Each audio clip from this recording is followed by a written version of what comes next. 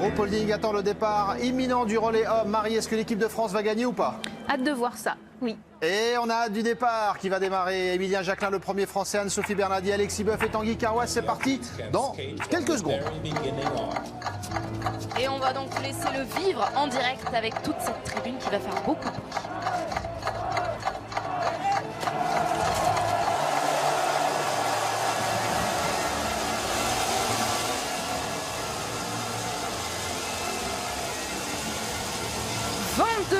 Spectateurs présents aujourd'hui dans ce qu'on peut appeler la Mecque du biathlon. Ruhpolding pour le relais masculin et une équipe de France de gala. Emilien Jacquelin, Martin Fourcade, Simon Détieux et Quentin Fillon-Maillet pour aller chercher la première victoire des Bleus depuis le 5 mars 2017. Changement d'ambiance complète à Ruhpolding. Après le soleil, il a fallu rallumer les radiateurs. La neige est de retour, il va falloir jouer avec ça. Ça change les conditions de piste. C'est plus la même glisse, il va falloir être intelligent, là jouer stratégique, rester derrière les Norvégiens, les Allemands s'il faut à certains moments, ne pas s'emballer comme à Oberhof dans le premier tour. Pour Emilien, en tout cas, j'ai l'impression que c'est ce qu'il a décidé de faire. Il s'est bien mis derrière Johannes Dalle qui pour l'instant est en tête. Si vous n'étiez pas là la semaine dernière, on peut rappeler à Alexis la difficulté qu'a eu Emilien Jacquelin en tant que premier relayeur. Il a vécu un premier relais assez compliqué. Alors ensuite, ses trois coéquipiers ont été là pour ramener la France sur le podium. Mais on l'a senti très affecté par cette contre-performance. C'est vrai qu'il avait eu du mal à négocier ce premier tour. Enfin, c'est ce qu'il nous a expliqué sur l'interview qu'il nous a donnée après la course. Il nous a dit qu'il s'est senti peut-être un peu trop fort dans ce premier tour, que du coup il avait voulu accélérer, que en fait il avait vu que ça faisait pas de différence et que ça l'avait déstabilisé. Alors il n'était pas encore au courant qu'il y avait peut-être eu une erreur dans ses choix de ski parce qu'il n'avait pas eu le retour de Martin et des autres coéquipiers de l'équipe de France, mais toujours est-il que ça l'avait perturbé. Il s'était peut-être un peu trop emballé. Là on voit que ça n'a rien à voir. Pour l'instant personne ne veut prendre la course à son compte. En tout cas Emilien, j'ai l'impression qu'il a clairement décidé de ne pas mettre une seule fois le nez devant, en tout cas pour l'instant. Et même si ça ne skie pas, eh ben, il se force à rester derrière le Norvégien. C'est l'Allemand qui a du mal, là, qui est en train de batailler. Il a reculé d'un coup l'Allemand alors qu'il était bien placé tout à l'heure sur la première ligne. Il est en train de se retrouver dans le trafic et il était en train de s'accrocher avec le Russe.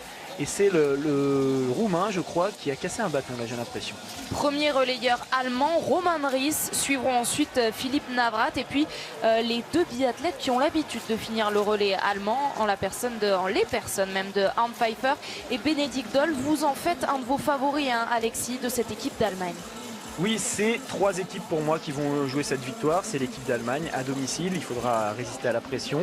C'est la Norvège qui enchaîne les victoires, même si Johannes n'est pas dans cette équipe. Johannes Bö, hein, car il y a un deuxième Johannes Dalle, vous l'avez bien compris, mais Johannes Bö n'est pas là. Donc il va falloir faire sans lui. Ils ont quand même montré la semaine dernière qu'ils étaient capables de gagner. Et puis on a l'équipe de France qui bien sûr va jouer la victoire avec un fabuleux quatuor. Emilien est dans la chambre avec Martin, donc certainement qu'hier dans la soirée ils en ont parlé ensemble, hein, de cette stratégie de course à adopter dans le premier tour. Et on va voir si ça pourra l'aider à mieux gérer. En tout cas, à noter, et ça c'est très important, le retour de la neige. La neige était arrêtée tout à l'heure pendant les réglages. Là il neige à nouveau, c'est de la neige très humide, ça va ralentir cette piste. Alors justement, cette piste de Ruhpolding, Alexis, on l'a dit depuis le début, assez facile, en tout cas un pas de tir facile. Et vous disiez hier que le parcours réalisé par les filles était plutôt à leur portée également. Que dire de celle des garçons, puisqu'ils vont parcourir 1,5 km de plus que les filles. Alors on est sur une piste qui est quand même plus difficile. On va certainement voir le changement de bâton du Roumain. Voilà, c'est fait, il est pu repartir. Ça s'était pas très bien passé pour l'Allemande et la Polonaise qui s'étaient accrochés suite à justement à la réception d'un bâton. Là c'était mieux pour le Roumain. Une piste qui est difficile car on remonte une deuxième fois sur cette montée qu'on est en train de voir. Là on est au sommet d'une deuxième montée. Alors on a l'impression que c'est plat mais ça ne l'est pas du tout. C'est un plat montant qui fait la sortie d'une pente assez raide, voilà, qui reprennent dans l'autre sens en descente. Donc on est sur une piste qui normalement quand elle est rapide, quand elle est baignée de soleil et quand on a des conditions comme ce qu'on avait depuis le début de la semaine, va très vite. Par contre là avec cette neige, ça ralentit tout. On en a parlé avec Vincent Vitoz tout à l'heure. On estime peut-être que cette piste est du coup, du fait de la neige, 10% plus difficile que si elle avait été sans cette neige fraîche qui vient se rajouter. Il faut quand même tenir compte du fait que les athlètes, eux, utilisent des fartages qui sont spécifiques à ces conditions, qu'il y a des passages avec le passage des athlètes, donc ça va faire réaccélérer la piste au fur et à mesure. Et est-ce qu'il faut s'attendre donc à des écarts plus ou moins importants? Hier sur la piste, on l'a vu, une fois que les écarts étaient trop importants, c'était difficile d'aller les compenser au fur et à mesure des tours. Est-ce que ce sera différent pour les garçons aujourd'hui? Ce qui est sûr, c'est qu'on aura plus d'écart à ski que ce qu'on aurait pu penser si les conditions avaient été parfaites. Après, il faudra calculer si ça se joue en 5-6 secondes ou si ça se joue en 13-14 secondes. Ça peut faire des grosses différences à la fin d'une course. Pour l'instant, on voit que dans le premier tour, quasiment tout le monde est resté ensemble. Mais quand même, on voit que certains athlètes ont du mal à suivre. C'est des conditions qui sont particulières. Si on est un tout petit peu moins bien farté, si on est un tout petit peu moins en forme, on le paye cash. Et là, on voit que voilà, pour certains, il faut batailler. L'Allemand est surprenant. Il a du mal à rester au contact des meilleurs. Je ne m'attendais pas à ça. Alors que pour Émilien Jacquelin, pour l'équipe de France, pour l'instant, c'est impeccable. Émilien qui a décidé de se mettre en tête au dernier moment. Lui qui va devoir s'installer sur le tapis numéro 2 puisqu'il porte le dossard 2. C'est le Norvégien Johannes Dahle qui va être sur le tout premier tapis. Et donc première épreuve pour Émilien Jacquelin. Premier révélateur après un tour seulement dans ce relais masculin.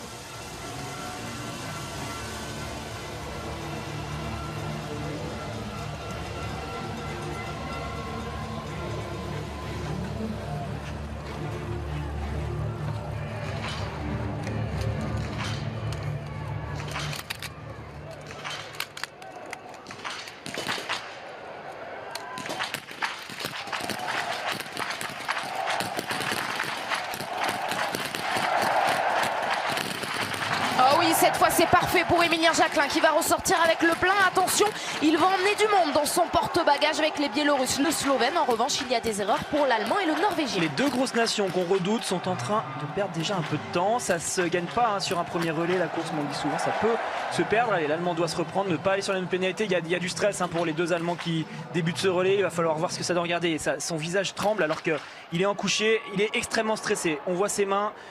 C'est ça qui est dur pour eux, c'est de jouer à domicile. Il y a vraiment beaucoup quand on connaît bien le biathlon, on voit qu'il a des tremblements qui sont absolument pas normaux. Décidément, le Roumain ne s'en sort pas de son bâton. Là, il le repère à nouveau. Allez, c'est bon, son technicien vient lui en donner un nouveau. L'Allemand peut repartir sans un autre pénalité, mais avec déjà pas mal de retard. Il a eu chaud, l'Allemand Roman Ries. On a bien cru à un moment qu'il devrait aller le visiter, cette anneau de pénalité. On a eu un petit frisson également, Alexis, pour Johannes Dahle, donc le Norvégien qui a eu besoin d'une pioche, qui est ressorti lui 14e à 17 secondes d'Émilien Jacquelin. Ouais, une tendance très à droite. Il aurait pu louper plus de balles. Johannes Dahle, finalement, il s'en sort bien. Il a eu de la chance, on peut le dire, enfin de la réussite en tout cas sur les relais précédents. À chaque fois, il a des cordons. Là encore, c'est un cordon qui tombe, décidément. Il joue avec les lignes quand même, Johannes Dahle. Et là, c'est pas mal parce qu'il aurait pu presque repasser par une pioche. En tout cas, il avait vraiment cette tendance à droite. Le vent s'est légèrement levé justement en direction de la droite. On a des fanions qui sont mouillés, donc ils bougent moins que d'habitude. Les athlètes se sont peut-être pas assez méfiés, mais on le sent, on le voit avec les flocons de neige qui tombent devant nous. Ils ne tombent pas de manière verticale, ils tombent en travers en direction de la droite. Donc je pense que le vent est trompeur et qu'il est plus fort que ce qu'on pense. On sent une masse d'air qui redescend de la vallée. Celui qui est ressorti en première position, ce n'est pas Émilien Jacquelin. Toutes mes excuses à la Corée, c'est Timofey Lapchin. Attention, l'Américain qui part à la chute, mais qui ne fait pas plus de dégâts.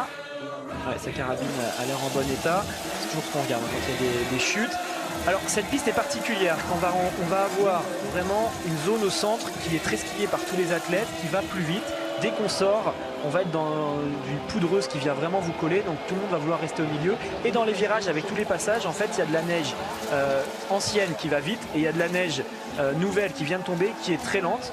Donc en fait, on a les skis qui accélèrent et qui ralentissent sous le bassin. Si on n'est pas bien placé, si on est un peu trop en arrière, tout de suite c'est la chute, comme ce qu'on vient de voir. Émilien décide d'attaquer, il ne reste pas avec le russo-coréen. Et pendant ce temps-là, Johannes Dahle, le Norvégien, est dans le trafic. Il est obligé de faire sa place pour pouvoir monter à son rythme. Et pour l'instant, devant lui, il y a le Biélorusse et l'Ukrainien. Juste à côté de lui, l'Ukrainien, ils sont passés dans la même seconde. Tichenko pour l'Ukraine, alors qu'on voit Roman Ries pour l'équipe d'Allemagne qui est en train d'arriver en bas de cette montée. Gros perdant de ce premier tir, ça va vite. Je le répète depuis le début de cette semaine. Pas de place à l'hésitation sur ce pas de tir. Celui qui va hésiter, qui va avoir un doute tout de suite. Quand on est sur un pas de tir qui est facile comme ici, on se fait sanctionner très fort.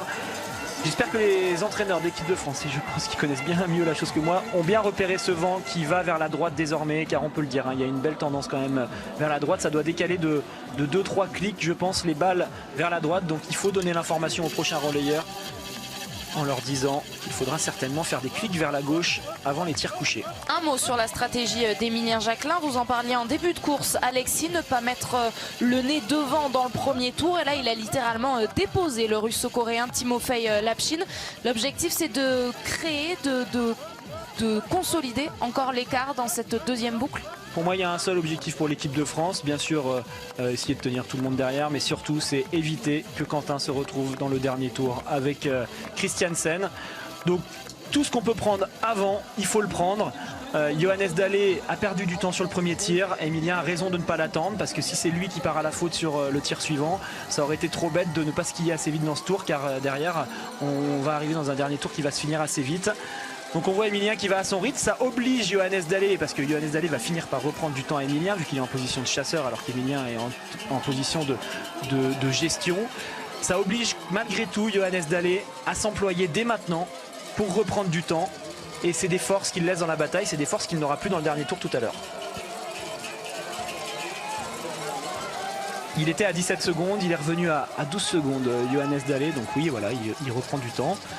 Mais ça c'est quelque chose de logique. On va voir ce que ça donne pour l'Allemand. C'est loin d'être fini hein, pour les Allemands. Ne vous inquiétez pas pour eux. Derrière, il y a du solide. Ça devrait revenir. Mais quand même, Rys va devoir bien se reprendre et ne plus perdre du temps sur son prochain tir. Il est juste derrière ce gros peloton dans lequel on voit d'autres nations, Alexis, qu'on aurait peut-être surligné parfois. Alors, qu'est-ce qu'on voit ? On enlève un tapis, alors une cible n'a pas marché, donc c'est la cible numéro 6. Alors ça, il faudra faire attention, parce que si c'est la cible, non c'est pas la cible des Allemands, ils ont tiré à la 3. Donc il me semble que c'est la 7, très exactement. Qui c'est qui a tiré à la 7? C'est les Tchèques. Les Tchèques sont à quel endroit pour l'instant? Bon, il n'y a pas l'air d'avoir de problème, ils sont passés par une seule pioche pour Schlesinger. En tout cas, c'est une cible qu'on estime qui ne marche plus, donc on la laisse blanche, on ferme le tapis, on met un plot dessus, et les athlètes qui viendront s'empiler sauteront la 7 pour aller directement à la 8. Et avant d'évoquer le reste des nations, ce que j'ai commencé à faire donc avant de voir ce petit problème sur le pas de tir, on va évidemment suivre le tir d'Emilien Jacquelin. Lui, pas de problème pour cette cible-là, puisqu'il va aller s'installer sur le tout premier tapis. Beaucoup de neige désormais sur Ruhpolding. Ça peut aussi altérer la visée des biathlètes. On va voir ce que ça donne pour ceux qui arrivent sur ce tir debout. Et le chinois arrive en 3e position, ça c'est quand même à noter.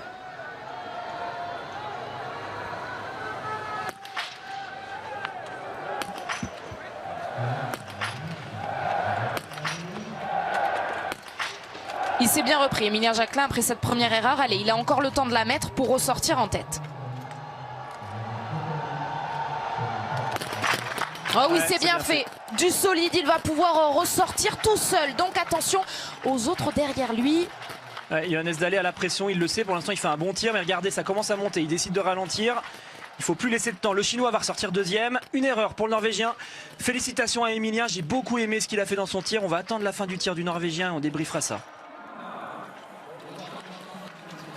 Allez, encore une faute pour Johannes Dalle. Attention, Landertinger qui s'accroche en repartant du pas de tir. Et il est en plein de doute, il peut partir sur la note pénalité. L'Allemand s'est replacé, vous l'avez entendu avec le public. Ça va repartir pour Roman Rys. Et Johannes Dalle est sur la balle couperée. Si elle est dedans, il repart sur la piste. Si elle est dehors, il va sur la note pénalité. Elle est dedans pour Johannes Dalle. On a eu chaud comme tout à l'heure pour Roman Rys, l'Allemand. Beaucoup de temps perdu, Alexis, derrière cette carabine sur ce pas de tir pour seulement le 2e tir de ce relais. Johannes Dalle qui sort donc à plus de 50 secondes de la tête, emmené par Emilien Jacquelin. Gros boulot d'Emilien Jacquelin qui a même bétonné son tir. Alors il a soufflé dans son élément de visée avant de lâcher cette première balle. Je trouve que c'est très bien stratégiquement. En fait, quand on installe la carabine est en position verticale. On est obligé d'ouvrir les clapets. Il neige tellement que même si on le fait très vite, il y a quand même de la neige qui peut venir se mettre dans les éléments de visée. Pour contrer ça, Emilien n'a pas pris le risque de commencer sa visée et de se rendre compte qu'il avait de la neige à l'intérieur de son viseur. Il a tout de suite soufflé de l'air chaud qui fait fondre un éventuel flocon et ça lui permet de viser correctement dès le début de son tir. Il a été excellent, Emilien, dans sa gestion du tir. Un tir très rapide qui engendre malgré tout une erreur, mais ça lui laisse le temps de reprendre sa balle de pioche, de la mettre directement et de repartir devant tout le monde. Il a 10 secondes d'avance à la sortie de ce tir sur le chinois Cheng. Émilien Jacquelin, désormais il faut accroître encore un peu plus cette avance. On va voir ce que ça va donner sur la piste, mais vous avez une occasion, donc Alexis, de nous parler de cette équipe de Chine qui est arrivée en 3e position, mais en plus a fait un sans faute à nouveau. On peut saluer le travail, le début du travail en tout cas d'Ole Einar Bjørndalen et de Jean-Pierre Amat avec cette équipe chinoise qui a du talent, hein. Il m'en parle justement assez souvent de Cheng qui dans l'avenir pourrait pourquoi pas faire des résultats dans le top 5 ou même voir sur le podium en individuel. Apparemment il a un très gros moteur, il a vraiment de super capacités physiques. Ils ont fait des tests en Norvège et ils se sont référés au test d'Ole Einar Bjørndalen à l'époque quand il était au sommet de sa forme, et ils se sont rendus compte que certains Chinois étaient vraiment très proches des valeurs de Ole Einar Bjørndalen. Donc voilà, une fois qu'ils seront bien entraînés, on peut peut-être avoir de grands champions qui vont commencer à apparaître pour cette équipe chinoise. En tout cas, un beau début de relais pour lui. Il est ressorti à 10 secondes, vous voyez, il tient la cadence d'Emilien. Il est désormais à 8 secondes, il lui a repris 2 secondes. Et on va quand même faire le point par rapport aux grosses nations, donc les gros adversaires de cette équipe de France, que sont les Allemands et les Norvégiens, se sont loupés sur ce premier relais. Emilien, lui, a fait le boulot, on peut le féliciter. Il a pris une leçon la semaine dernière, et ben voilà, ça lui aura permis de devenir plus fort et de faire un relais exemplaire aujourd'hui. Alors qu'on voit ce groupe de poursuivants, Alexis, qui est emmené par un homme, une équipe que vous avez coché en tant qu'outsider, c'est Garanichev qui est en train de le mener, ce groupe de poursuivants. Il est sorti en 6e position. Il y a du beau monde là aussi, hein, avec Eliseev, Latipov et Loginov pour terminer pour les Russes. On a vraiment un athlète très régulier qui est Loginov qui finira, donc s'il part en bonne position, il jouera le podium. On voit Johannes Dalle qui est obligé de se frayer un chemin, qui marche. Alors j'ai pas bien vu s'il avait marché sur le Canadien avait déjà l'air bien fatigué. Il lui a peut-être touché la spatule, malheureusement il n'a pas fait exprès, hein. On va pas lui en vouloir au Norvégien. Il est un peu en galère, on va dire. Et Ole Einar Bjørndalen, voilà, qui indique avec son grand KW, c'est pas facile de le reconnaître, mais il indique les données à son chinois et je pense qu'il doit être quand même satisfait, hein, Ole Einar Bjørndalen, de cette belle course que Cheng est en train de réaliser. Très belle course également pour Émilien Jacquelin, qui est en train de continuer sur cette dernière portion de piste pour donner le relais en tête à Martin Fourcade, 2e relayeur pour cette équipe de France. C'est beau de voir Émilien comme ça, apprendre de ses erreurs et se construire complètement différemment. Alors Martin a des verres blancs, c'est normal, on n'a pas du tout de soleil, on essaye de gagner en visibilité. C'est pas facile de voir, hein, quand même dans les descentes avec cette neige, c'est une neige très collante. Ça y est, Cheng vient de reperdre du temps, mais il reste quand même à haute seconde d'Emilien. C'est quand même fort. Et attention à Johannes Dalle qui fait quand même un gros dernier tour. Il est revenu sur le Russe, il se replace complètement. C'est loin d'être terminé pour la Norvège, il faudra que les Français soient exemplaires. Erlend Bjørntegard va commencer à se mettre en place pour prendre le relais de la part de la Norvège. En attendant, devant lui, toujours au coude à coude, il y a cette équipe d'Autriche dont nous n'avons pas encore parlé avec Dominique Landertinger. C'est Julian Eberhardt qui terminera pour cette équipe d'Autriche. Johannes Dalle est hallucinant dans ce dernier tour. Il était tout à l'heure à la sortie du pas de tir à 51 secondes d'Emilien. Il est désormais, il me semble, à 30 secondes. Donc c'est fort, c'est vraiment très fort là ce qu'il est en train de faire. Il a bien rattrapé ses erreurs du pas de tir sur la piste. On verra tout à l'heure si c'est parce qu'il bénéficie d'une bonne glisse. Pour l'instant on n'a pas assez d'éléments pour pouvoir le dire. Si c'est le cas, il faudra faire attention car ça va leur servir tout au long de la course. Et j'essaye de chercher les Allemands sur le dernier intermédiaire. Les Allemands viennent de passer à 43 secondes en 13e position. Là aussi c'est pas terminé, hein. Ils sont juste derrière. Il va falloir que Martin continue d'accroître cette avance. Et il est justement là, Martin Fourcade, il est en place et il attend Émilien Jacquelin. La France est donc en tête de ce relais, dernier relais avant les championnats du monde qui seront évidemment l'objectif pour cette équipe de France. Et pour la 4e fois de sa carrière, eh bien Martin Fourcade va s'élancer en 2e position de ce relais.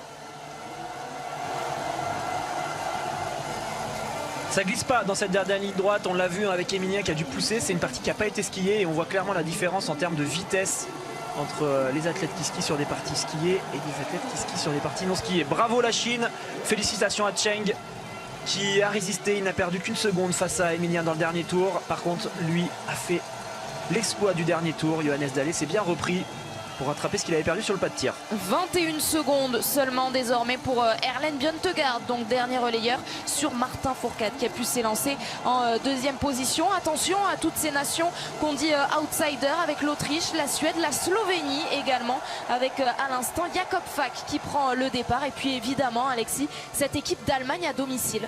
Ça y est, Roman Ries vient de passer le relais à Philippe Navrat.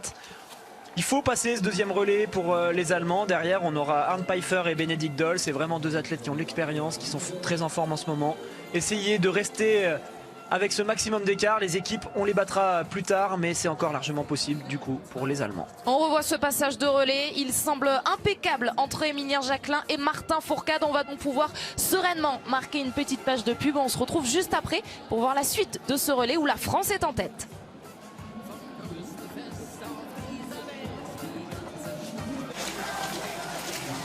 De retour à Ruhpolding où l'on espère voir la première victoire de l'équipe de France dans un relais masculin depuis presque 3 ans, 2 ans et 10 mois très exactement qu'ils n'ont pas remporté cette épreuve. Les Français, c'était en mars 2017, c'était à Pyeongchang et pour l'instant, si je me permets cette comparaison, c'est qu'ils pourraient bien le faire, Alexis. Ils sont en tête et le deuxième relayeur, il s'agit de Martin Fourcade.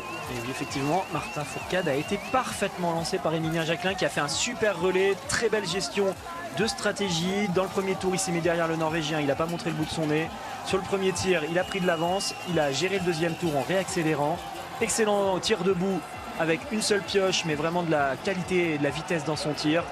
Ça lui a permis de se retrouver devant tout le monde. Johannes Dalle, le Norvégien qui avait perdu du temps, a quand même fait l'effort dans le dernier tour pour reprendre du temps. Mais on voit Bjørntegard est en train de perdre quelques secondes sur Martin Fourcade qui est tout seul en tête avec environ 30 secondes d'avance sur tout le monde. Et avec un groupe, Alexis, de nations quand même dont il faudra peut-être se méfier, avec la Russie, l'Autriche et la Suède, alors qu'en deuxième position, la Chine résiste toujours pour son arrivée sur le pas de tir.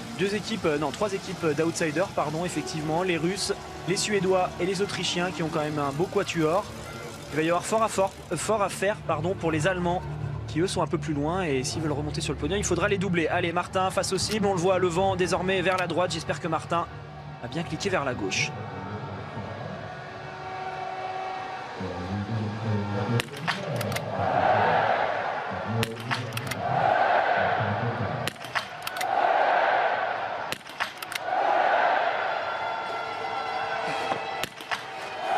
Magistral Martin Fourcade, comme c'était déjà le cas bien sur le précédent relais, mais cette fois pas de retard à combler. Martin Fourcade peut ressortir seul en tête. Il s'est pas emballé, Martin, pas de tir extraordinaire. Par contre, un tir qui correspond bien aux enjeux du moment. Un tir assuré, un tir efficace qui lui permet de ressortir avec ce 5 sur 5. Pas de balle de pioche et il repart en tête.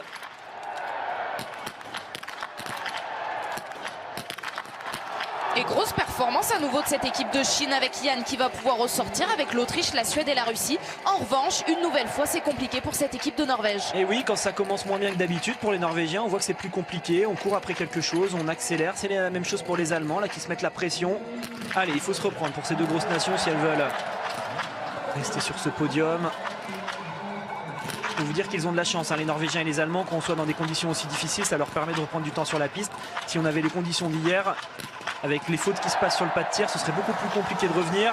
Ça y est, c'est terminé pour Navrat qui va pouvoir repartir. Bjørntegard, lui, est ressorti à 46 secondes de retard sur Martin, qui a fait donc le tir, je trouve, parfait par rapport à la situation dans laquelle il était. Et on va peut-être le revoir, le tir de Martin Fourcade, alors que Navrat, 1 minute 01 donc de retard, pas très loin de Thomas Bormolignon. On aurait pu espérer mieux de cette équipe d'Italie. Eh bien non, c'est le tir de Yann qu'on va revivre, Alexis.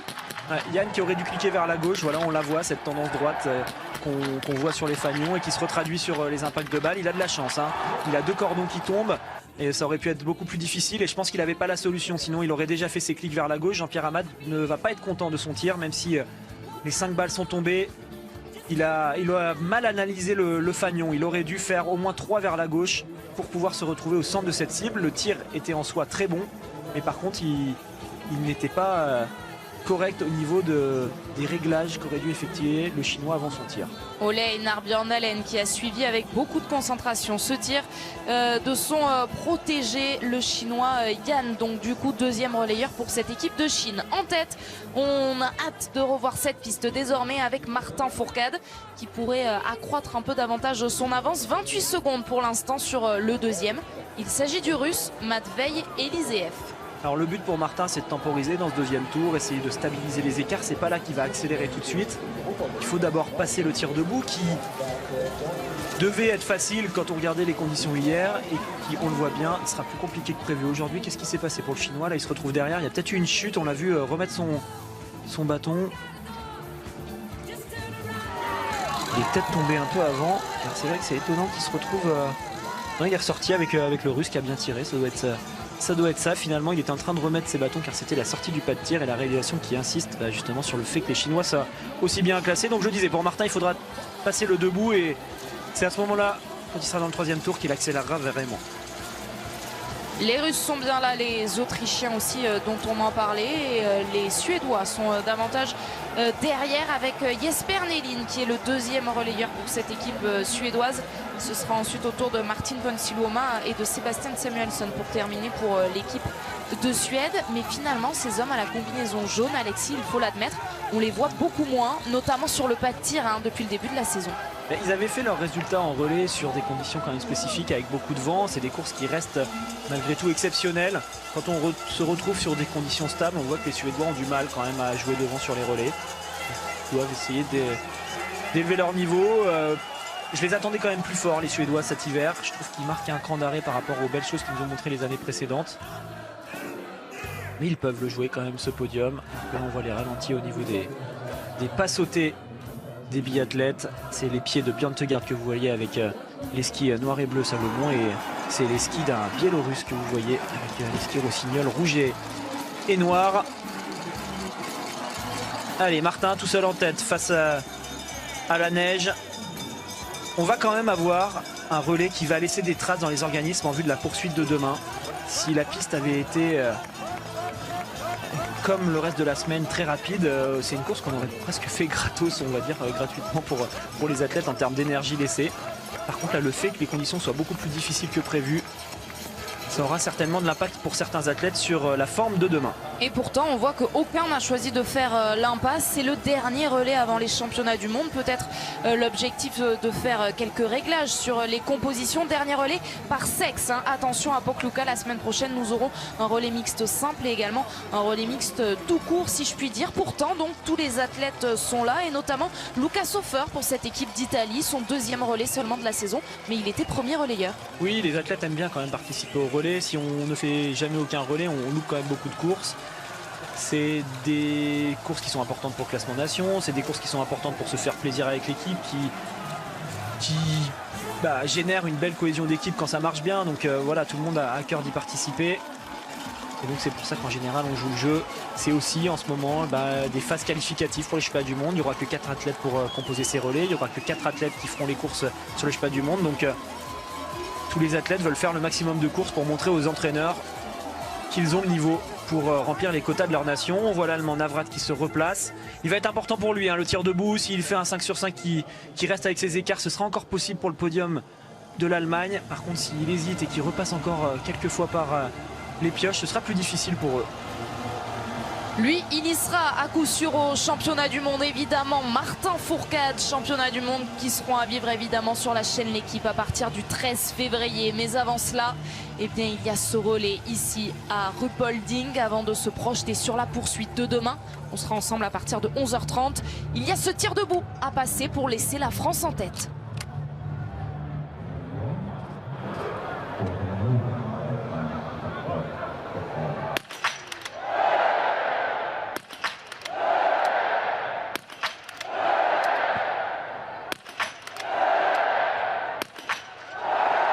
il y a quand même 4 balles dans la cible couchée, donc ça veut dire que la cible debout fait 12 cm. Martin a tiré 4 balles dans la cible qui fait 4 cm. C'est pour vous dire un peu le niveau qu'il avait sur ce tir, c'était exceptionnel. La 5e balle qui n'est pas dans ce diamètre couché, et juste en dessous ça doit être un 7 pour ceux qui connaissent les tailles des cibles et qui connaissent les cotations de ces cibles. Donc Martin là a fait un tir debout de très très haute qualité, c'était impressionnant. Incroyable, quelle démonstration. Martin Fourcade désormais seul sur la piste donc, alors qu'on va suivre le tir des autres nations, et attention notamment aux Norvégiens. C'est un tir important pour la Norvège et l'Allemagne. S'ils veulent se replacer face aux Autrichiens et aux Russes, c'est maintenant qu'il faut le faire.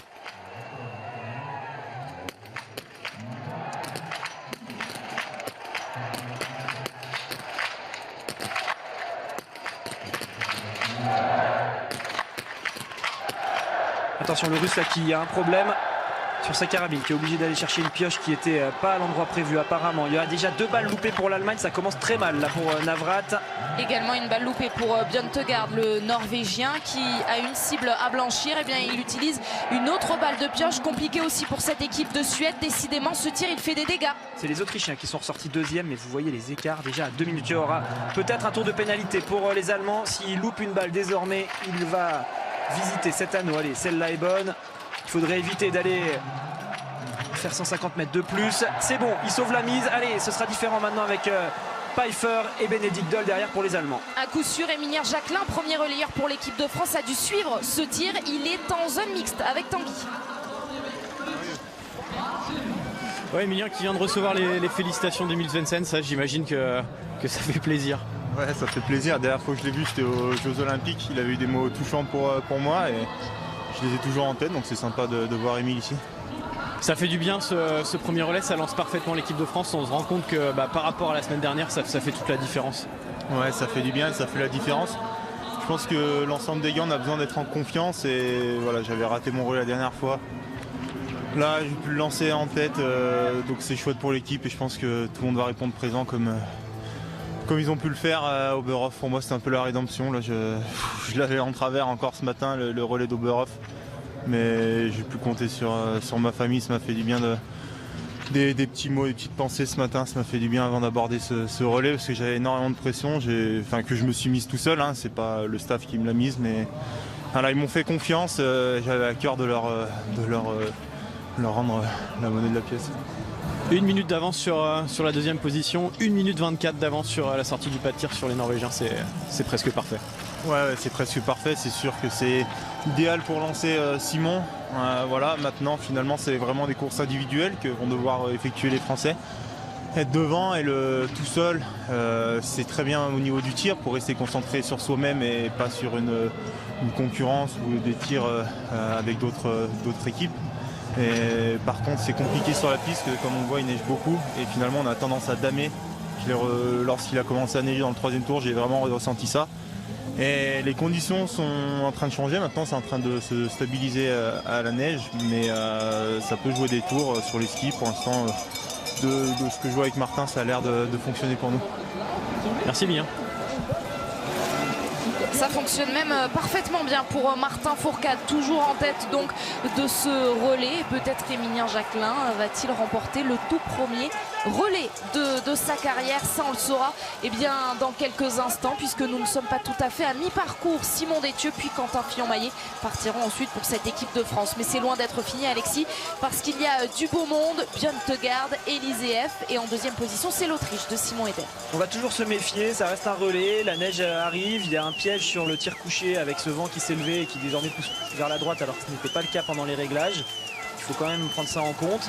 Les Allemands essayent de limiter la casse et on voit les Norvégiens qui skient plus vite dans le dernier tour que les Français. Bjørn Tøgaard est en train de reprendre du temps à Martin, donc on va suivre ça. Et s'il y a une glisse qui est meilleure pour la Norvège, ça peut faire aussi des écarts et permettre tout doucement à la Norvège de revenir. Mais là on voit qu'il y a de la marge. Pour l'instant il y a quand même une 24 d'avance à l'intermédiaire, au dernier intermédiaire. C'était une 18 d'avance pour Martin sur Bjørn Tøgaard. Attention aux Autrichiens qui font quand même une très très belle course. Moi je les avais placés 5e dans les paris que j'ai fait avant le début de cette course, et pour l'instant ils sont même bien mieux que ça. Derrière on va partir avec Felix Leitner et Julian Eberhardt. franchement, je pense que désormais, ils peuvent le tenir, le podium, les Autrichiens. Et on va suivre ça avec attention. En tout cas, on voit que Björn Tegard est en train de faire l'effort et il revient justement sur Simon Eder. Et c'est Tarjei qui va s'élancer en 3e position pour cette équipe de Norvège. Juste un mot, Alexis, sur les mots d'Emilien Jacquelin. Selon vous, dans quelle mesure, dans quelle proportion la neige qui tombe peut être difficile quand on est premier, quand on dame la piste? Je reprends les mots d'Emilien. Alors on dame la piste, certes, ça glisse moins, mais finalement les équipes qui sont derrière skient aussi toutes seules, hein. On voit que l'Autriche arrive plus d'une minute derrière, donc il y a des flocons qui sont tombés sur la piste. L'Autrichien devrait passer exactement dans les traces de Martin, au même endroit pour pouvoir bénéficier d'une meilleure glisse. Donc je pense que ça fait pas beaucoup de différence finalement pour ceux qui sont là. Allez, il y a peut-être plus de différence pour ceux qui arrivent en position 25, où là il y a les 25 premiers qui sont passés avant, qui ont damé un peu, mais pour ceux qui sont vraiment devant, on le voit, ça fait pas de grande différence. C'est juste que Emilien a eu aussi cette impression entre un début de course où ça glissait beaucoup et une deuxième partie de course où ça a ralenti avec beaucoup de neige qui était tombée entre temps. Ça y est, c'est parti pour Simon Détieux. Le relais impeccablement bien donné par Martin Fourcade pour Simon Détieux. 3e relayeur pour cette équipe de France et beaucoup d'avance pour les Bleus dans ce relais. Le dernier avant les mondiaux, je l'ai beaucoup répété. Et Simon Détieux désormais qui doit continuer à garder cette première place pour espérer voir Quentin Fillon-Maillet lever les bras, passer cette ligne d'arrivée en toute première position tout à l'heure. Alors c'est là que je vais pouvoir voir si ça glisse mieux ou non pour les Norvégiens par rapport à l'équipe de France. Les Norvégiens étaient à 1,18 à la sortie du pas de tir. Il a repris 2 secondes, Björn Tegard, à Martin. Il est revenu donc 2 secondes de Martin. Finalement, il a reperdu ces 2 secondes. On va voir là sur cette partie qui est surtout en descente. Si une nation glisse beaucoup mieux qu'une autre, ça se remarque au niveau des temps intermédiaires. Donc il est censé passer à 1,20 pour avoir à peu près la même glisse que Martin. Et s'il passe à 1,15 par exemple, ça donnera des indications sur tout ça. Mais de toute façon, ce sera des conditions extrêmement difficiles pour les athlètes. Désormais, il neige beaucoup et ça ralentit de plus en plus cette piste. Bravo Martin pour ce relais parfait. Martin Fourcade qui est en train de surveiller les chronos forcément au passage de relais entre Erlend Björn Tegard et Tarjei Bø pour l'équipe de Norvège. Concernant l'Autriche, eh bien Simon Eder vient de donner le relais à Félix Leitner. 1,19 au passage de relais. Donc ça veut dire que les Norvégiens ne glissent pas mieux que les Français. On a tout pour faire, on est en tête avec 1 minute 20. Simon Détieux, c'est ce qu'il doit faire face au cible désormais. Attention aux équipes qui suivent. La Russie, Matvei Eliseev voit se lancer devant lui son compatriote Eduard Latipov. Et puis cette équipe de Slovène à l'instant, c'est Klemen Bauer pour l'équipe de Slovénie qui prend le départ en 3e relayeur. L'équipe de Slovénie qui fait un choix stratégique différent des autres. Par exemple, quand on regarde l'équipe d'Italie, on a décidé de mettre Lukas Hofer et Dominic Vindisch en premier et dernier relayeur. Et bien pour l'équipe de Slovénie, on a décidé de mettre les meilleurs éléments au milieu, de les rassembler avec Jakob Fak et Klemen Bauer, alors que l'équipe d'Allemagne est passée en 9e position. Les Slovènes, c'est important pour eux de jouer ces relais, surtout pour le classement nation et pour les quotas individuels. Ils sont dans les rankings de nations, ou enfin dans les placements de nations, dans les places sur le classement général de nations, je vais y arriver, où ils sont à la limite entre 3 quotas et 4 quotas sur les courses individuelles. Pour eux, ces relais sont très importants. Ils ont maintenant un athlète qui est capable de faire des bons premiers relais, Trstan Rock. Donc derrière, on se permet de mettre Jakob Fak et Klemen Bauer au milieu pour bien assurer la chose, car souvent c'est déjà joué pour les places d'honneur autour de la 6e, 7e place au moment où on arrive dans le dernier relais. C'est pour ça qu'ils adoptent cette stratégie, je pense. Tarjei Bø avec Félix Steiter sur la piste. Les Allemands viennent de s'élancer donc il n'y a pas longtemps avec très exactement 1,56 de retard pour Arne Pfeiffer. Vont-ils être capables de revenir sur l'Autriche et la Russie? Et bien on va voir ça dans les 2 derniers relais qui restent.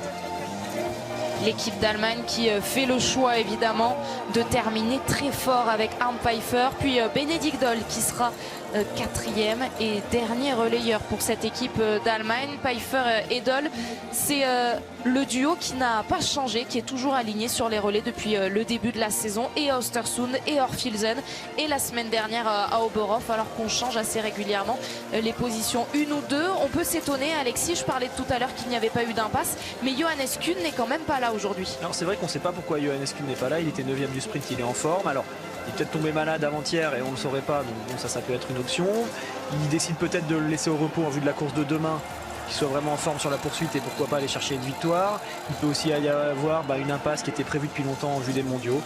On n'a pas les éléments suffisamment qui pourraient nous éclairer sur cette réponse. En tout cas, Kuhn n'est pas là, il faut faire sans lui. Je pense qu'il y a quand même eu une erreur de stratégie de placement pour les Allemands. À mon avis, on aurait dû mettre un Arne Pfeiffer en deuxième plutôt que le mettre en troisième, car là on le voit, Navrat n'a pas été en mesure de rattraper les erreurs de Ries, alors que Pfeiffer, je pense, aurait pu replacer complètement l'Allemagne.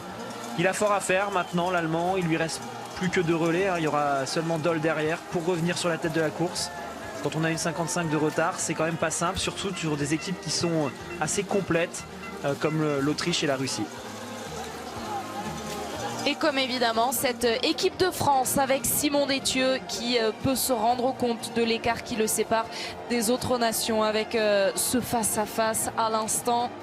Il est bien seul en tête, il s'était lancé Simon Détieux avec une 19 d'avance sur Tarjei Bø pour la Norvège. Alors on va voir si ça tient.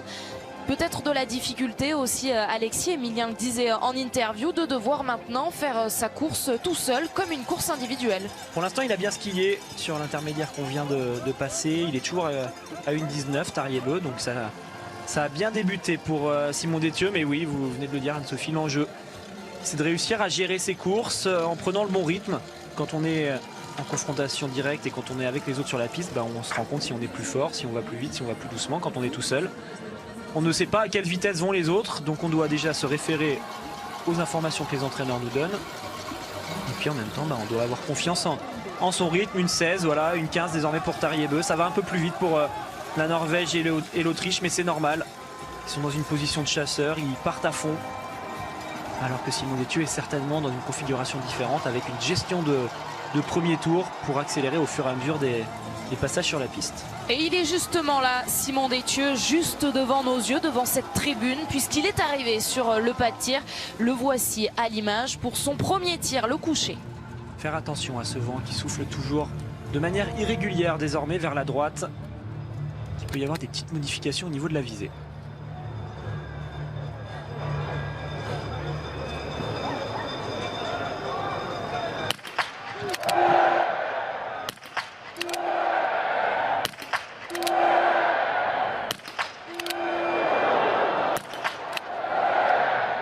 Allez, il y en a une seule à mettre, prendre la balle de pioche, la mettre tout de suite. Il s'est entraîné à ça hier.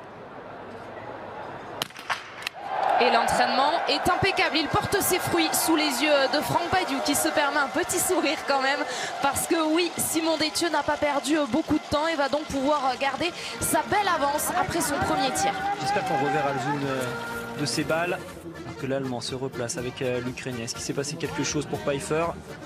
Non, c'est juste qu'il double apparemment. J'espère qu'on reverra l'impact des balles de Simon, car si Franck sourit comme ça, c'est peut-être qu'il s'est passé quelque chose. On verra peut-être ça plus tard. En tout cas, il a été efficace sur sa balle de pioche. On a vu que l'entraînement d'hier, oui, a bien marché. Il a été très rapide pour mettre sa balle dans le canon. Il n'a quasiment pas perdu de temps, malgré le fait de devoir passer par une pioche. Allez, derrière, ils sont deux à s'installer en même temps. Il s'agit de Tarjei Bø et de Felix Leitner pour essayer de sauver, de conserver ses places sur le podium. On l'a vu, Tarjei Bø a fait des clics sur sa hausse. Je pense en direction de la gauche.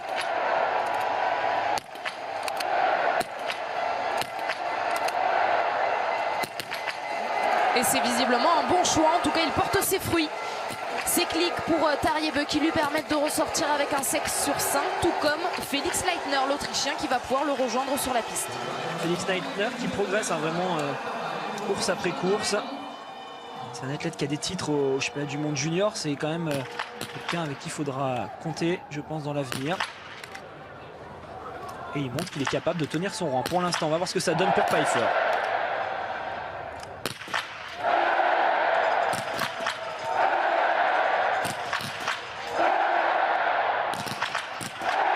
Ça, c'est du solide. Un tir pas trop engagé, mais qui est quand même très efficace en termes de résultats. De toute façon, pour les Allemands, s'ils veulent revenir sur le podium en fin de course, plus le droit à une seule pioche.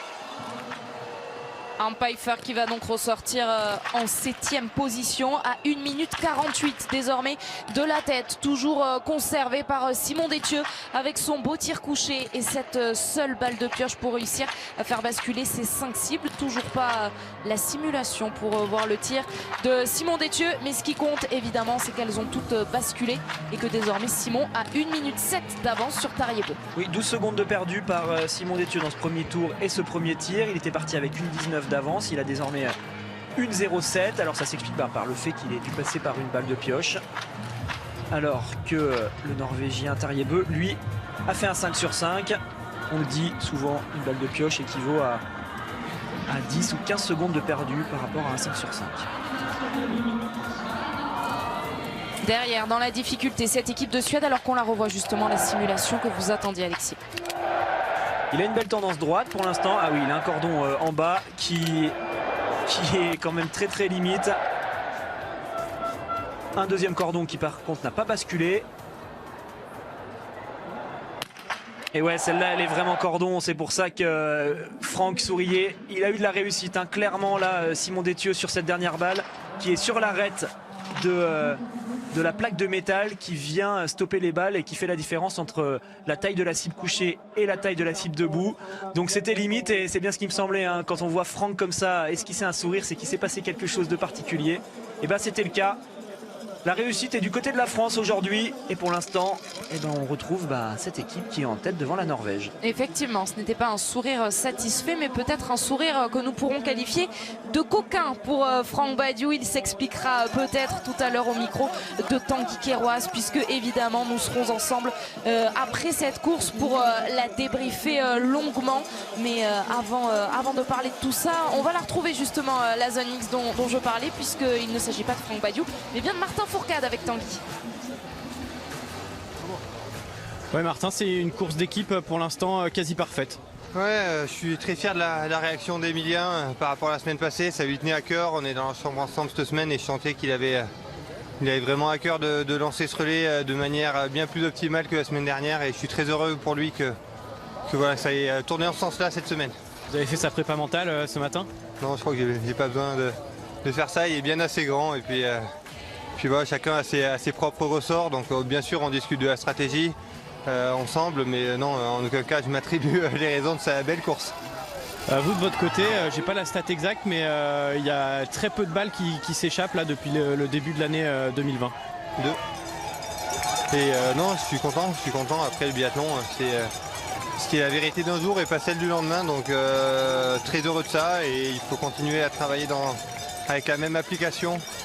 Voilà, de la même façon que le mois de décembre, je pense, a été un peu en dessous de mes attentes. Pour l'instant, le mois de janvier est tellement excellent que c'est dur de dire que c'est exactement ce que j'attendais aussi. Donc voilà, je pense que la vérité, mon vrai niveau se trouve entre les deux et c'est bien que ce mois de janvier compense le mauvais mois de décembre. Là, il vous reste une grosse demi-heure à stresser en regardant les camarades. Ouais, stressé, on a le tir de Simon qui arrive et après... Voilà, je crois que Quentin sera à son affaire dans une situation qu'il maîtrise. Donc voilà, moi je leur fais confiance à tous les deux.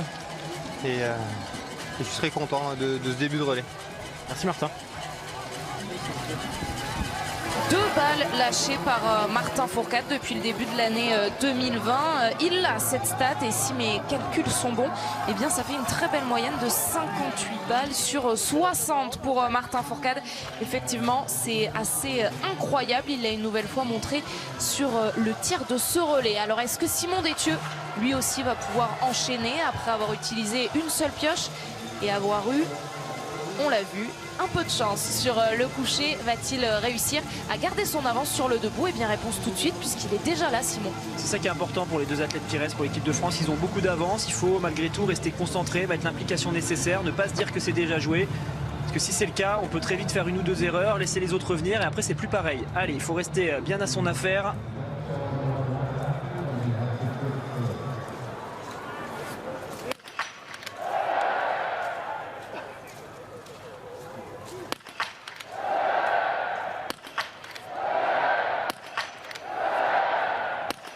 Ouais, sacré tir aussi pour Simon Détieux. La dernière est limite en bas, mais par contre toutes les autres étaient extrêmement bien placé dans cette cible. Là aussi, il y avait plusieurs balles qui étaient dans le diamètre couché. Il y en avait 3 pour Simon. Bravo les gars, pour l'instant, ça tient vraiment du très haut niveau pour l'équipe de France. Et les supporters français peuvent commencer à faire la fête. On les a vus déjà très nombreux hier soir dans les rues de Ruhpolding. Et bien désormais, il ne reste plus qu'un dernier tour pour Simon Détieux. Attention, ne pas négliger cette dernière boucle évidemment. Et puis un dernier relais de Quentin Fillon-Maillet pour garder cette avance, garder cette première place. Simon Détieux est ressorti depuis un moment déjà, alors que Tariebeu lui est en train d'arriver. Il est juste là, il s'installe sur le tapis numéro 2. Voilà plus de 30 secondes que Simon Détieux est désormais ressorti. Il y a la possibilité, je pense, pour Simon de reprendre du temps sur Tariebeu qui est parti vite dans le dernier tour. On va déjà voir ce que ça donne au niveau du résultat de tir pour le Norvégien.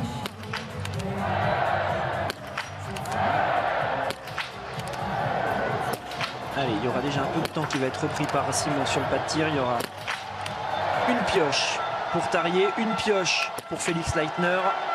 On va suivre l'arrivée de Pfeiffer. Vous le voyez, il est tout là-bas au fond. Les Allemands qui reviennent quand même petit à petit dans cette course. C'est bien fait pour la Norvège.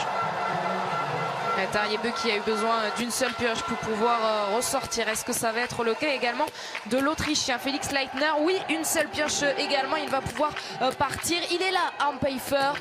Il s'est installé sur son tapis. C'est les Russes là qui doivent encore mettre une balle. C'est bon pour Edouard Latipov qui va pouvoir ressortir 4e.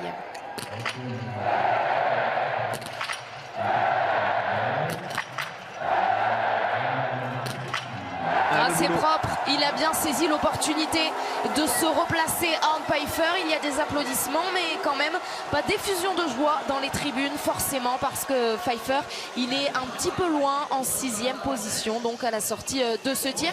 1 minute 53 de retard sur la France de Simon Détieux, toujours en tête.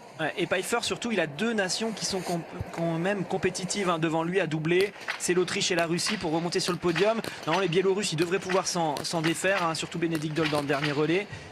Mais c'est quand même pas facile là pour doubler l'Autriche et la Russie qui ont encore de l'avance.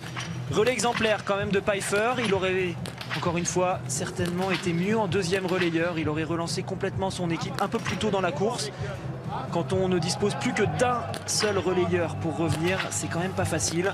On va voir s'il arrive à reprendre du temps. Il a 1,53. S'il revient à, allez, pourquoi pas à 5-6 secondes de la Russie, ça pourrait déjà tourner un peu plus en faveur des Allemands. Pour le podium, on suivra ça tout à l'heure. Oui, les Français sont en tête. 1,27 sur l'Autriche. Et on va regarder avec les temps intermédiaires. 1,16 d'avance pour Simon Détieux sur Tariebeu à la sortie de ce tir de bout. Alors que pour certaines nations, contrairement à l'équipe de France, eh bien c'est un calvaire sur ce pas de tir. Ça a été très difficile pour Martin Ponsiluoma, le Suédois, mais il s'en sort sans un autre pénalité. En revanche, pour le Tchèque Jakub Zvretekil, il y aura 2 tours. Les Italiens vont pouvoir ressortir juste derrière les Suédois en 12e position. On revoit la concentration de l'œil de Tariebeu. Alors vous voyez leurs éléments de visée, on voit qu'il y a des numéros là à l'endroit où ils posent leur œil. Alors je le dis souvent, c'est pas des lunettes, il n'y a pas de grossisseur à l'intérieur de leur système de visée, c'est uniquement un réducteur de visée. Ça veut dire qu'en fait on a un tout petit trou qui vient concentrer la visée de l'œil uniquement sur le bout du canon et qu'on voit quasiment rien d'autre. C'est pas grossissant, mais par contre c'est vraiment quelque chose qui va vous permettre de voir les bonnes choses. Et on a quand même ces numéros, donc ça veut dire que c'est réglable. En fait, ça permet d'ouvrir plus ou moins gros le diamètre de ce premier trou dans lequel on vise en fonction de la luminosité, en fonction du brouillard. On va ouvrir ou réduire l'ouverture de ce trou. S'il y a une faible visibilité comme aujourd'hui, on va l'ouvrir pour avoir plus de lumière à l'intérieur de l'élément de visée. Si par contre il y a déjà beaucoup de lumière à l'extérieur avec du soleil par exemple et que ça réverbère sur la neige qui est blanche, et ben là on va venir fermer ce trou pour avoir moins de gêne et moins de luminosité dans l'œil. Et pas de secret, Alexis, Simon Détieux et l'équipe de France en tête. C'est la nation qui tire le mieux aujourd'hui. Seulement 2 pioches pour l'équipe de France. Derrière, avec 3 pioches, on retrouve l'Autriche, on retrouve la Chine notamment, ou encore la Finlande. Mais il faut relever évidemment l'énorme performance des Bleus aujourd'hui derrière leur carabine. Pour l'instant, ils sont tous en train de faire une très grosse course, une énorme course comme ils le font au niveau individuel. Et ben là, ils les assemblent justement. C'est pour l'instant 3 courses individuelles qu'on assemble pour faire le relais.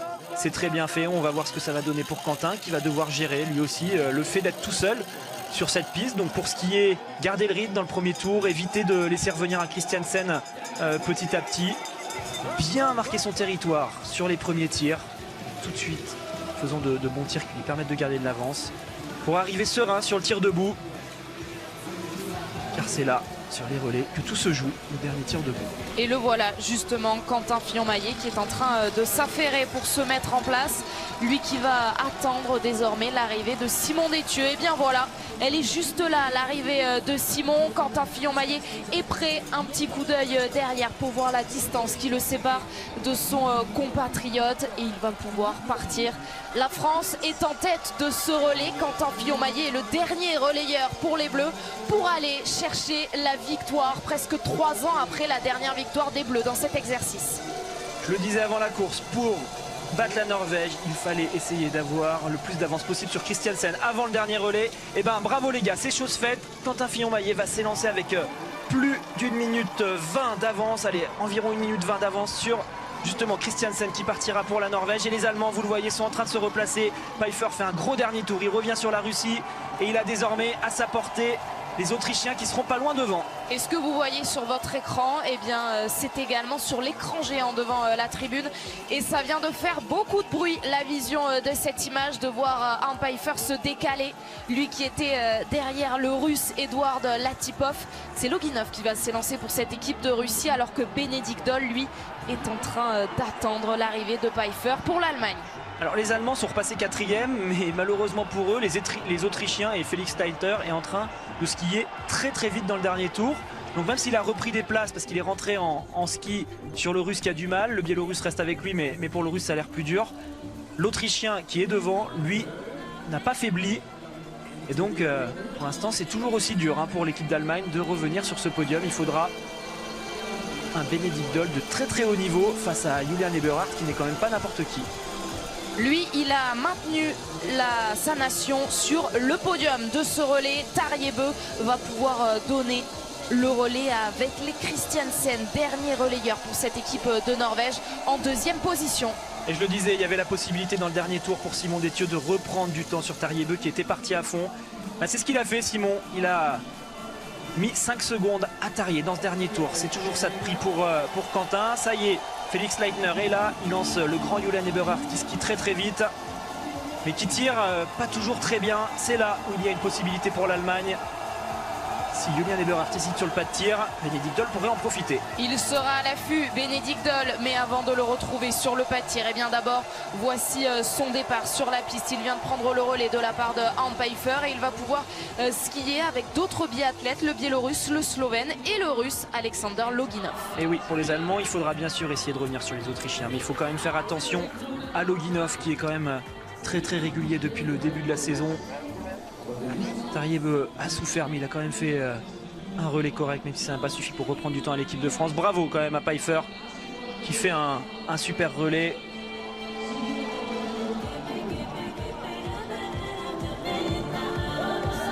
On revoit le beau passage de relais. Alors il a un système de bâton qui lui permet d'enlever facilement sa dragonne, Simon Détieux.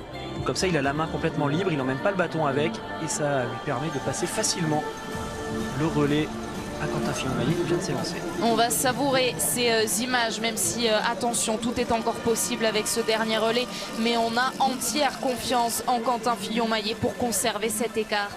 Très important, 1 minute 25 au passage de relais, donc entre Quentin Fillon-Maillet désormais et Vetle Christiansen pour la Norvège.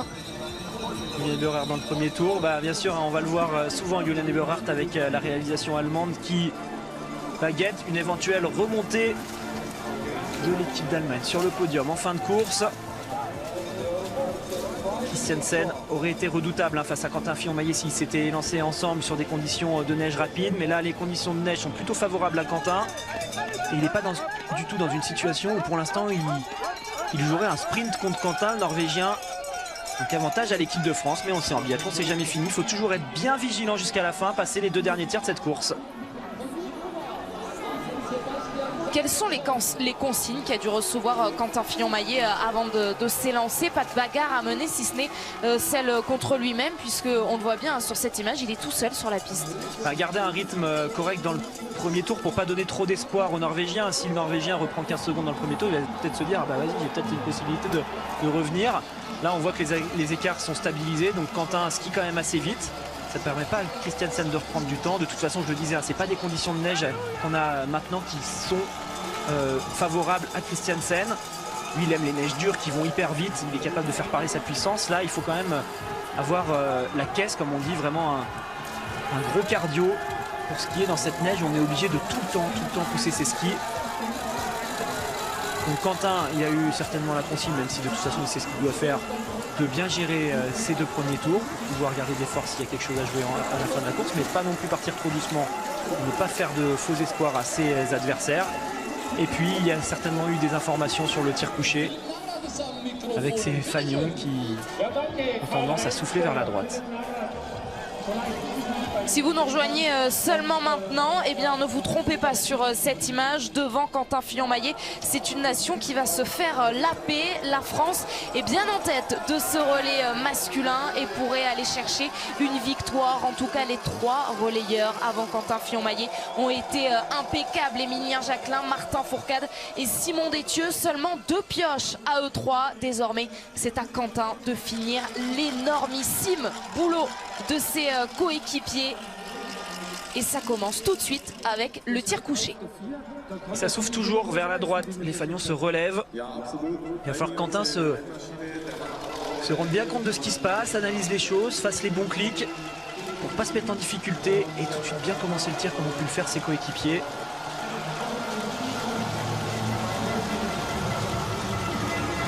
Allez, ne pas se faire peur tout de suite. Bien regarder, là c'est ce qu'est en train de faire Quentin, il regarde sur la gauche pour analyser le vent, prendre les bonnes décisions tout de suite. Et on engage ensuite son tir pour assurer le coup.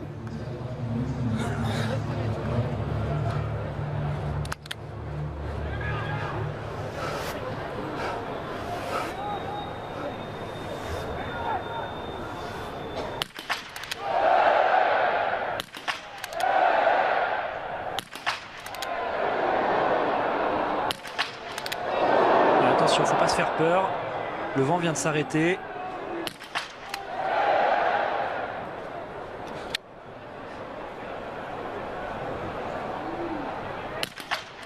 Allez, plus qu'une cible à blanchir pour Quentin Fillon-Maillet. Il dispose encore de 2 balles de pioche.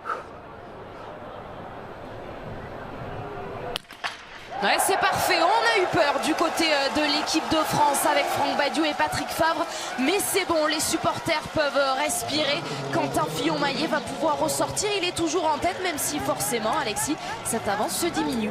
Elle va diminuer, alors il faut voir ce que va faire Christiansen. Lui non plus n'est pas passé sur ce pas de tir. Très honnêtement, Quentin n'a pas eu de chance pendant son tir. En fait, il y avait du vent vers la droite quand il s'est installé, donc on a des balles qui se retrouvent 2-3 clics à droite de plus que d'habitude. Et au milieu de son tir, le vent s'est arrêté, donc ça ramène tout de suite les balles à gauche. Et si Quentin avait déjà fait des clics vers la gauche pour contrer le phénomène du vent, ça a pu le déstabiliser. Donc il était dans son tir, il s'en est pas rendu compte, il loupe 2 balles. Derrière, pour prendre ses pioches, il lève la tête, il voit le vent. Il a certainement décidé de contreviser pour assurer le coup et se redonner un petit peu de marche vers la droite. Alors on n'a pas encore vu les simulations, hein. On verra si c'est autre chose. Il peut aussi y avoir des erreurs parasites. On a vu un petit bouger d'épaule, il me semble, sur sa 3e balle. Si on a la simulation tout à l'heure, on pourra mieux analyser les choses. Ça y est, Christiansen est là. On va voir s'il est capable de rester au contact de la minute face à Quentin.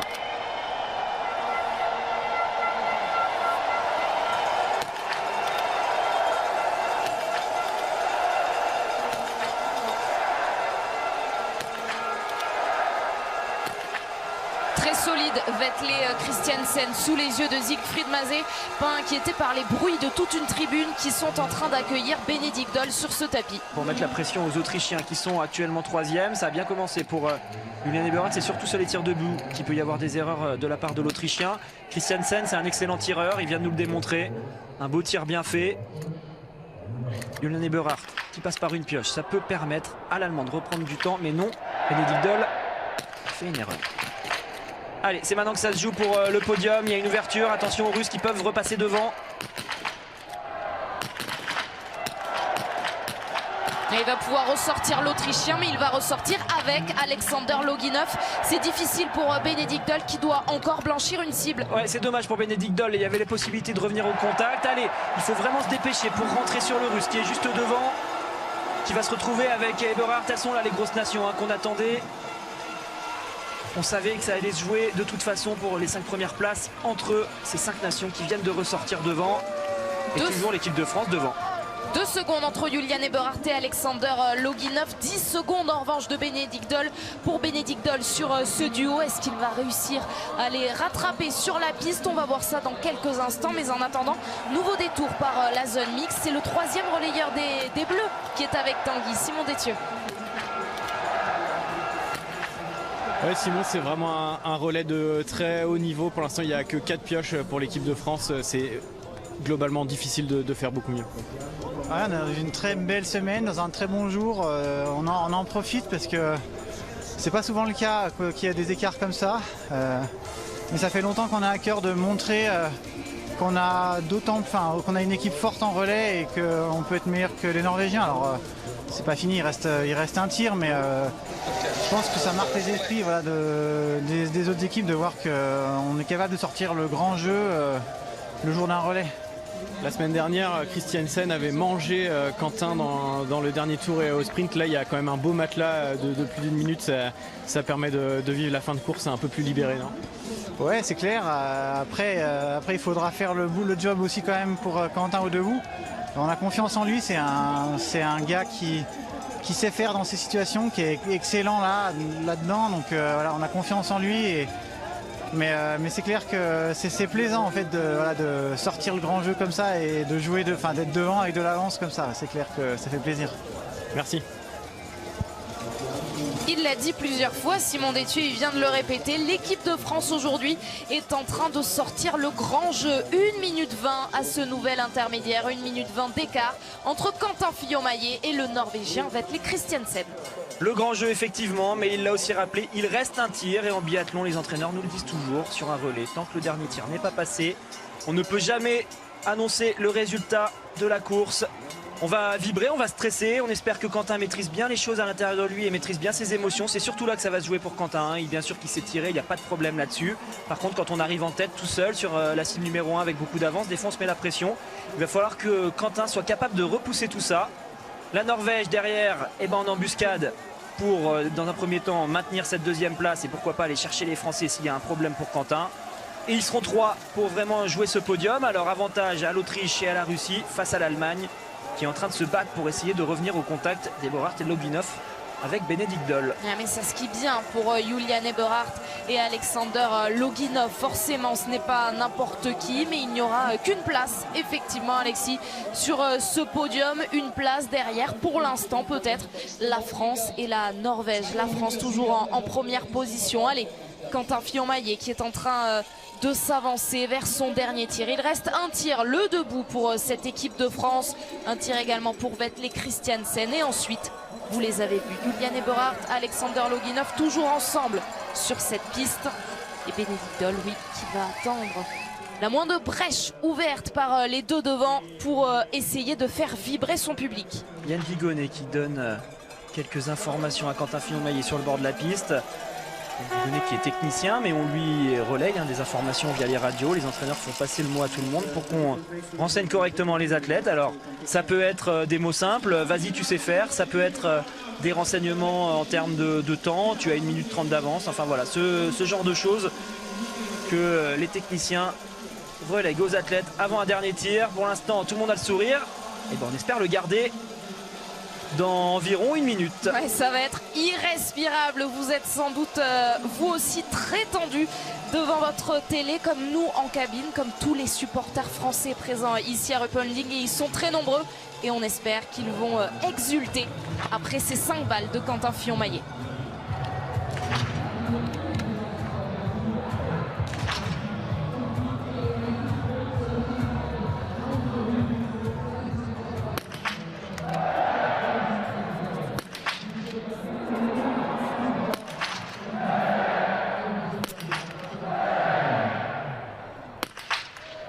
Il y a 2 erreurs, il y a le temps pour les faire, mais on voit que Quentin n'est pas très serein sur ce tir, donc il va pas falloir laisser monter la pression.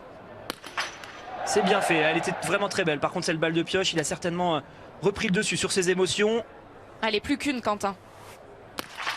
Oh, c'est fantastique, c'est fantastique. Les 5 balles sont tombées malgré ces 2 pioches et Quentin Fillon-Maillet peut aller chercher la victoire pour l'équipe de France et dans ce relais. Elle est là, la victoire de l'équipe de France qu'on attend. Elle est là, la leçon aux Norvégiens aujourd'hui. Alors, il manque Johannes Bø, vous nous direz. Mais là, clairement, même si Johannes Bø avait été à la place de Christiansen, il n'aurait rien pu faire aujourd'hui face à Quentin. Tellement tout le monde a bien travaillé dans cette équipe de France. Et on espère qu'ils seront capables de refaire ça dans pas longtemps. Alors qu'on voit la joie de Simon Détieux avec le kiné de l'équipe de France. Mais oui, on espère qu'ils seront capables de refaire ça en Tols. Et les Norvégiens, ça va les faire douter. Ah oui, c'est sûr, avec Vetle Christiansen qui arrive donc pour ce tir, pour sauver quand même cette 2e place, Alexis, parce que juste derrière, eh bien l'Autriche et la Russie ne va pas faire de cadeau aux Norvégiens s'ils se trompent. Il y a de la marge pour Christiansen qui est excellent tireur debout normalement. Alors ça reste du biathlon, il faut toujours le faire, mais c'est quelqu'un qui maîtrise bien. Par contre, il va y avoir un gros match à 3 pour la 3e place sur le podium.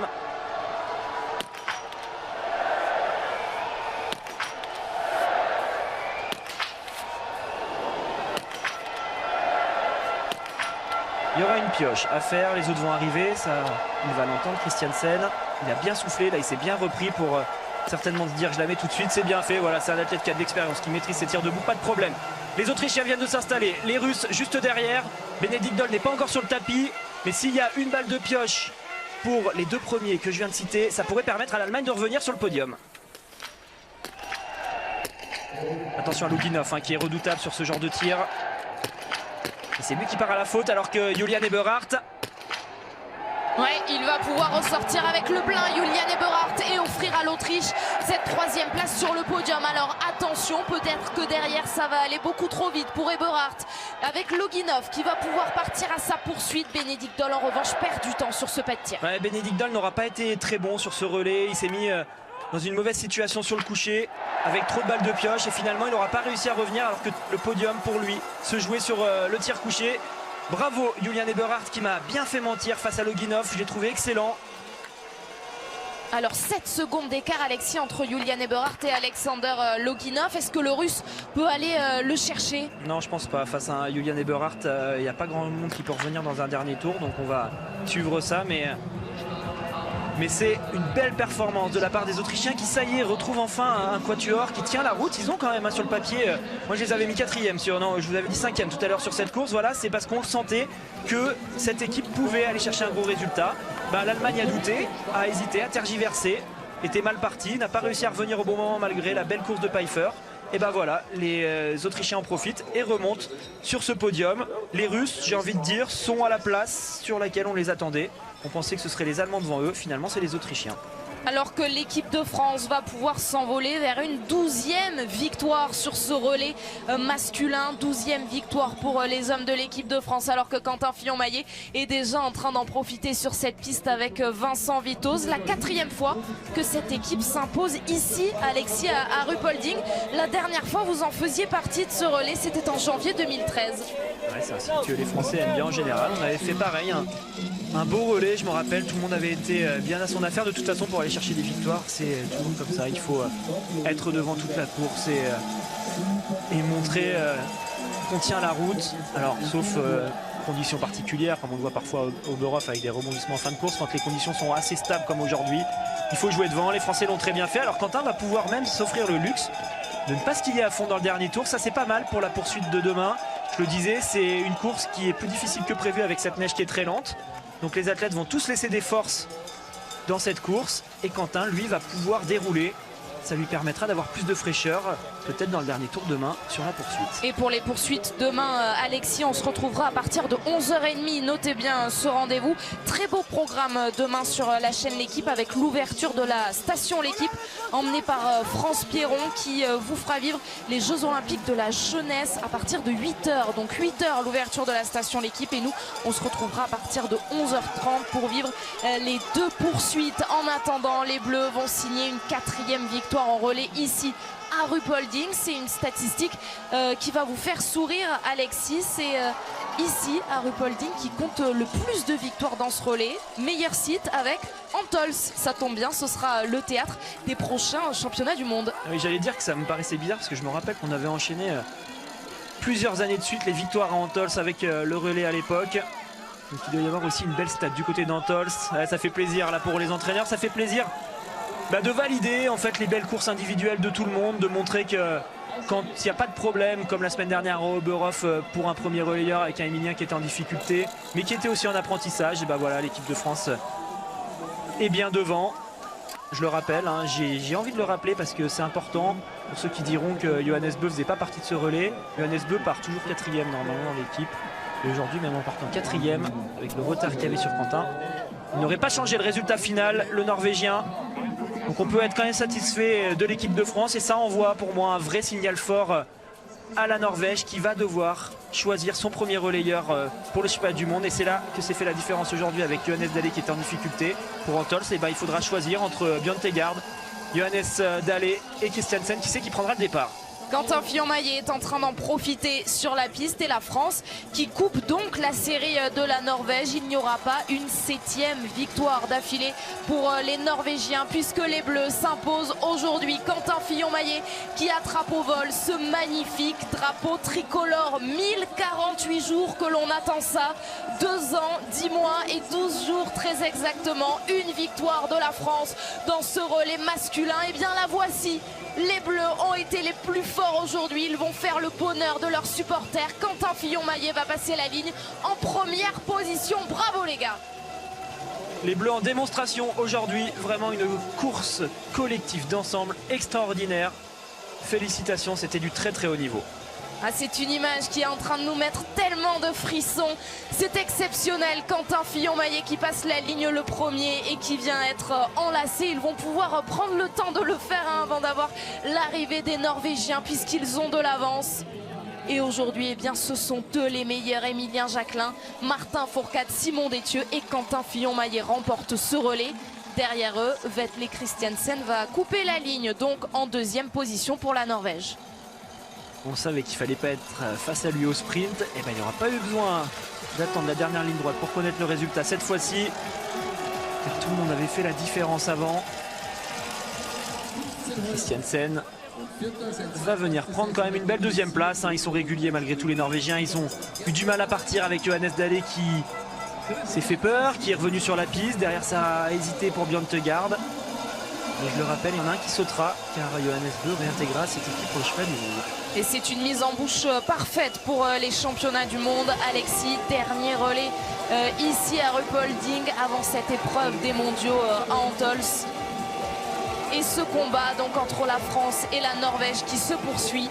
Mais cette fois, les Bleus ont été plus forts et bien plus forts aujourd'hui. 1 minute 12 d'avance pour les Bleus. Et en plus, c'est un chiffre à prendre avec des pincettes puisque Quentin Fillon-Maillet n'était évidemment pas à fond. Très beau podium aujourd'hui pour cette équipe d'Autriche. On l'avait mis, on l'a beaucoup dit, on l'avait mise dans la catégorie outsider, tout comme cette équipe russe.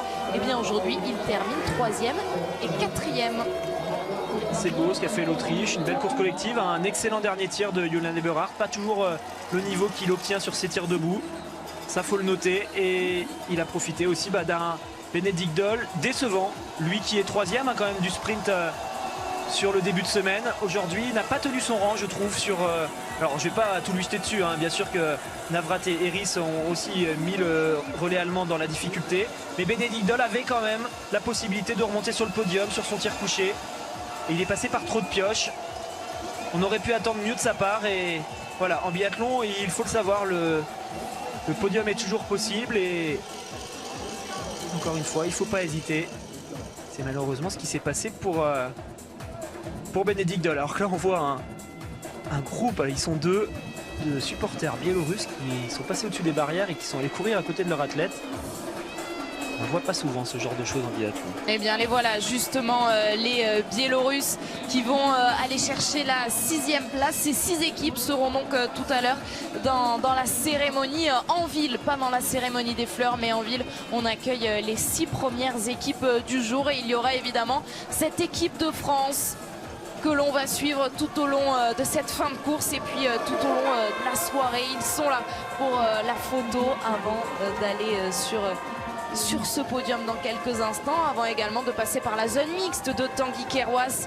Tanguy qui est prêt à aller réceptionner ces 4 biathlètes français. On va vivre évidemment avec beaucoup d'intensité et beaucoup d'émotion cette très belle victoire pour l'équipe de France. Une nouvelle victoire pour les Bleus, hein, la 6e depuis le début de la saison. Toutes courses confondues, et féminines et masculines, et avec les relais. Et ça nous amènera jusqu'à 16h40 où on vous offre une petite surprise, le sprint masculin. Vous étiez nombreux à ne pas pouvoir le suivre, c'était jeudi après-midi. Et bien voilà, petit cadeau à partir de 16h40. On vous le fait revivre, mais avant cela, il y a un très beau podium à fêter pour les Bleus.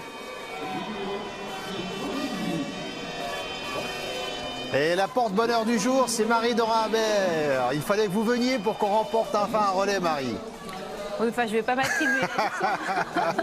Vous êtes heureuse, Marie, c'est beau à vivre tout ça. Oui, c'était une super belle course. Moi, j'ai vraiment aimé la course d'Emilien, que j'ai trouvée hyper construite et très, très à l'attaque. Donc voilà, on s'est régalé. Et on va débriefer cette victoire pour la France, la première depuis près de 3 ans en relais. Le podium, la cérémonie, toutes les réactions, c'est après une courte pause. Restez bien avec nous.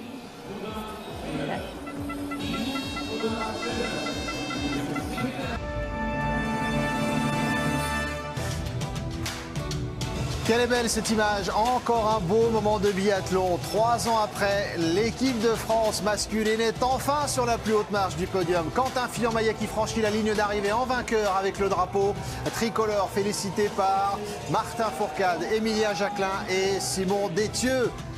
Ça c'est beau. Et enfin Marie, on est soulagé de voir enfin l'équipe de France en démonstration sur un relais. Il était temps 3 ans après, c'est dingue. Jeu de lumière pour fêter ça. Oui, c'est vrai que ça faisait assez démonstration et vraiment ils ont tous offert une très belle prestation. Enfin au niveau auquel on les attend, à l'égal sur leur course individuelle. Moi j'aime bien quand on voit le drapeau, ça veut dire qu'ils ont le temps de poser, qu'ils ont beaucoup d'avance, puis ça fait des belles images, ça fait des sourires sur les têtes, donc c'est vraiment bien. Et les sourires, on va les retrouver avec Tanguy. 3 des 4 relayeurs, je pense, sont avec Tanguy. L'équipe de France avec Tanguy. Tanguy Kerouas, les premières réactions.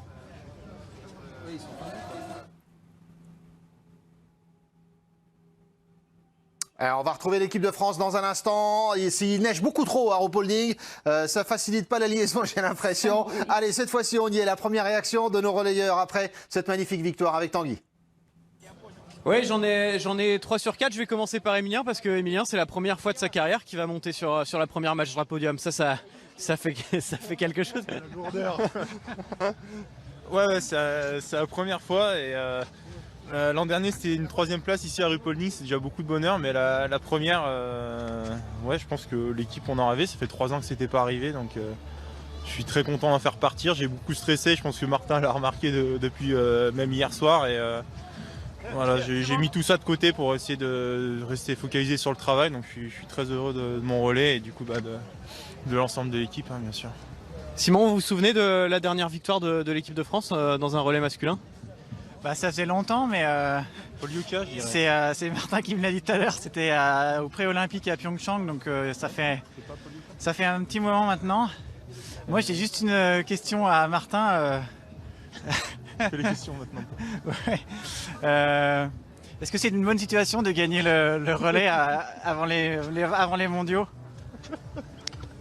Vous savez, je ne crois pas qu'il y ait de bonnes ou de mauvaises situations. Moi, si je devais résumer ma vie aujourd'hui, ce serait d'abord des rencontres, des gens qui m'ont tendu la main peut-être à un moment où je ne pouvais pas, où j'étais seul chez moi. Et c'est assez curieux de se dire que les hasards, les rencontres forgent une destinée. Parce que quand on a le goût de la chose bien faite, le beau geste, parfois on ne trouve pas l'interlocuteur en face, je dirais la personne qui vous aide à avancer. Alors ce n'est pas mon cas comme je le disais là, puisque moi au contraire j'ai pu, et je dis merci à la vie, je danse la vie, je chante la vie, je ne suis qu'amour.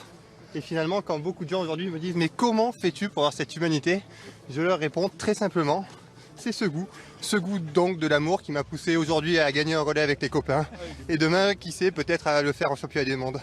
Il y a une belle référence derrière tout ça. On sait, Martin, je crois savoir que ça fait un petit moment que ça vous trottait derrière la tête de la sortir. C'est pas vraiment du jeu, j'aurais rêvé que le journaliste me pose cette question en carrière, et comme ça venait pas, A priori, Carlito doit penser que je vais finir ma carrière la semaine prochaine.